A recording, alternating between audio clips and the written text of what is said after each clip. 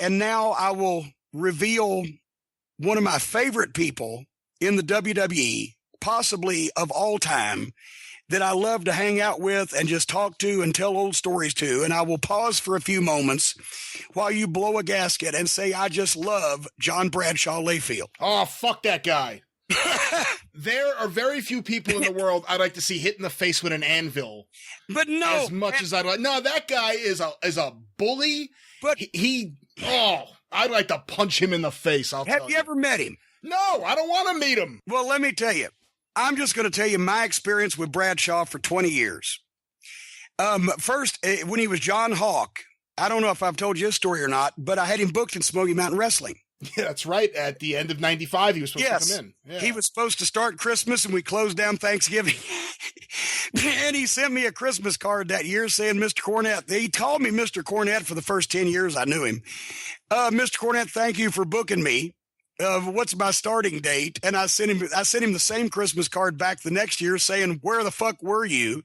And he said it changed the same card for like 5 years till finally I kept it. I still got it around here somewhere. But every time I see him, his face brightens up. He's got a smile. We have a hug. We start telling stories. I loved working with him when I was an agent there or producer or whatever the fuck. Never any problem. If I'd had 10 of him, I'd have been a happy guy. He's an entertaining son of a bitch. He tells great stories.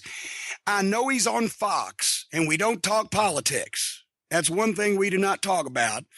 But he is the highlight of any time that I'm in that locker room or anywhere he's at any of these wrestling conventions. He's hilarious, and Ron Simmons is right there with him, and so is Teddy Long. So we sit there. He told a story. And I'll let you try to explain to me why everybody else has a problem with him here in a minute. But he told a story, for example, about one time Teddy and him and Ron were on the Massachusetts Turnpike headed to Boston in a blizzard. And they had somebody else, I can't remember who it was, in the car with them, 4 of them. And Bradshaw's browbeating Teddy because he does that. He likes to do that. And if you joust back with him, you're fine. Right? If you get offended, I guess, that's a different story. But he's Teddy. God damn it. I got to piss. Pull over. Fuck. We're going 30 miles an hour. Bradshaw will never get there. Well, I got to piss. What do you want me to do? All right.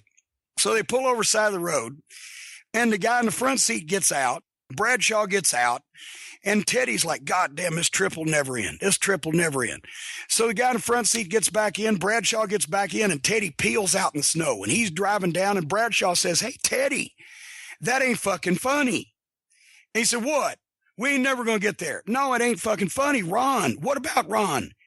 You left Ron. And Teddy said, well, Ron's back. And he looked right over his shoulder and said, Ron's right. Ron wasn't in the car. Ron got out too. Teddy didn't know.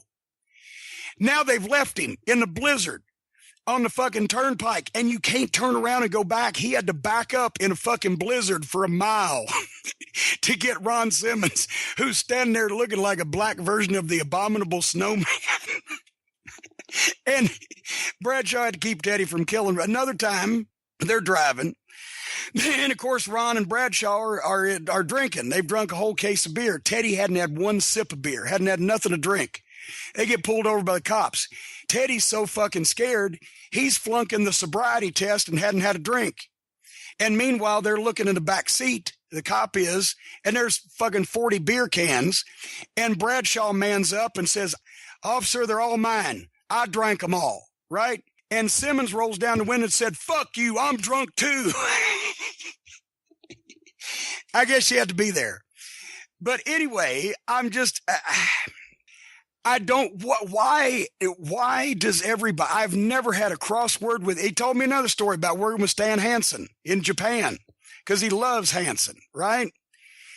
And they have to go 30 minutes. And fucking, at the time, Bradshaw's a young boy, so he comes up and he says, Stan, what would you like to do?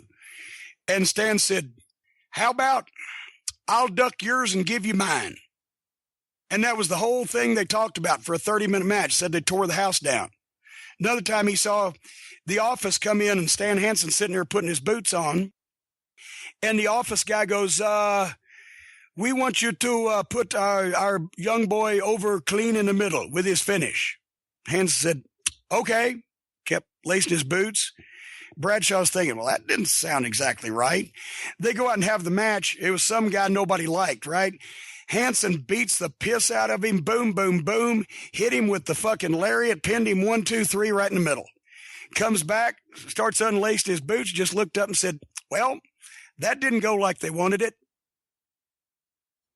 You're not entertained by any of Bradshaw's. I'm not entertained by that goose-stepping Nazi motherfucker. No. Oh, goddamn. If I was in Germany and I was a heel, I'd have done it too, try to get some heat. I wouldn't have known it was illegal. I think he is a cancer on the wrestling business and someone who has done... What has he done that everybody is mad at him about? Well, you just said it right there. Everyone's mad at him. Boss Rutan is looking to kick his ass presently, as we record right now. What did he do to Boss Rutan? He didn't do anything to Boss Rutan.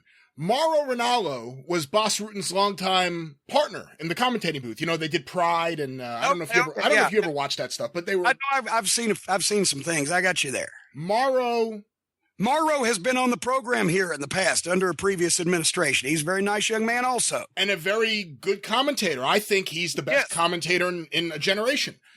And Mauro, it is publicly known, he has been open about it, suffers, he's bipolar, I guess is the best way to put it. And at times it's debilitating. And for someone like me, it's hard to fully grasp that because I've never had issues like that, but I know people who have. So I'm very sympathetic towards people who get to a point where a depression comes over them and incapacitates them. Well, JBL, who is his broadcast partner, has been needling him more and more. And then he just blasted him about the fact that Mauro tweeted something he was probably very proud of, that he won the Wrestling Observer Newsletter Best Commentator of the Year award. By the way, JBL is always a finalist for worst commentator because he's fucking awful on commentary. He's an obnoxious jackass who's horrible on commentary. If Vince McMahon didn't love him, that guy wouldn't have a job right now. Tell us what you really think. But anyway. But he has a long history of bullying people. Justin Roberts just put out a book when he was overseas in Europe. As a matter of fact, I just met Justin Roberts, and he sent me a copy of his book, and I'm going to review it later on here on the program, and he was a very nice young man. Yeah, JBL stole his passport, and JBL kept throwing his bags across the street or out of the locker room. There's a long history. JBL cheap-shotting the Blue Meanie on the ECW pay-per-view, just shooting on him in the middle of a battle royal where everyone's working. And the one thing we know about the wrestling business is you have to rely on your opponent being cooperative so that you don't get hurt. That's the whole point. JBL intentionally went in there to hurt the guy for no reason. And that's what got Tracy Smothers all riled up at that time and a bunch of other people. And the WWE was afraid of a lawsuit, so they actually convinced Meanie to come back as a little form of a settlement. But JBL has a long history, and this is at the time when the WWE is working with, Be a Star, these anti-bullying campaigns. Okay, hold on. Calm down, cowboy. Let me just say that I don't advocate, and I don't know what the situation was. I can't imagine Blue Meanie pissing JBL off on purpose. Maybe it was something accidental. I don't advocate beating people up in the battle royal for real unless they deserve it. But as far as you got to understand one thing, and this is not for you, but everybody out there. Bradshaw is from not my generation, but from the generation after, which is the previous generation to this one. And yes, a lot of times, especially if it's the new guys, they will find their bags mysteriously fucking padlocked to fucking lockers or thrown across the street or whatever. And you browbeat people. And I had it done to me.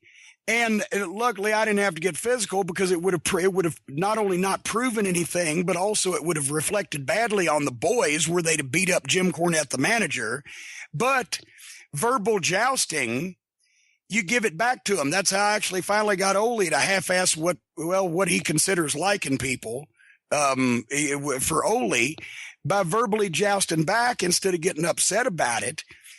That's what you do. That's what you did. You fucked with people and they fucked with you and everybody. It was to keep from going crazy on the road or whatever the fuck. And a lot worse shit has happened. He ought to have been around Mr. Fuji or the fucking Dynamite Kid, which was some mean-spirited shit. Did you ever hear about when Joey Styles knocked out JBL?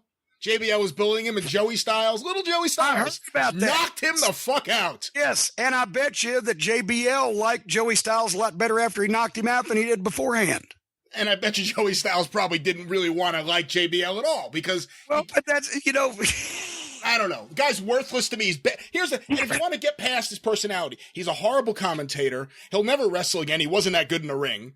He's there because he's a putz and Vince likes him. He has no value at all. Hashtag fire JBL. And he should be gone immediately. Well, but in the meantime, and in between time, I've never had a crossword or a bad interaction, and he has kept me entertained and sane on numerous occasions with his funny stories and his generally up attitude. So I guess I'm in the minority. But anyway, continuing on, so we don't make this the JBL hour.